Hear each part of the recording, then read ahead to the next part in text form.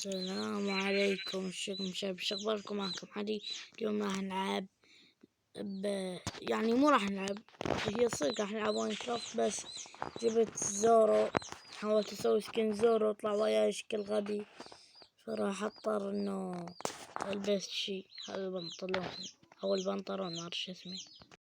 تذكرت انه انا حاطه روحي هذا مال الاختفاء. اجيب لي الاشياء هاي،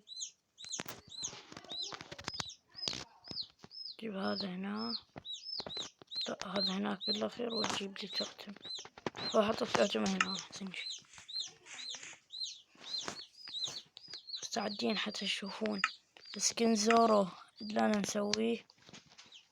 بس لحظة واحدة. اوكي مستعدين حتى تشوفون السكين؟ يلا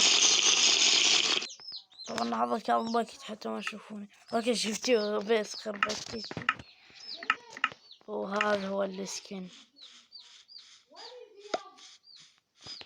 يعني السكين هذا هو طلع وياي شكل غبي، بس هذا هو حطيته بس صار شكل حلو.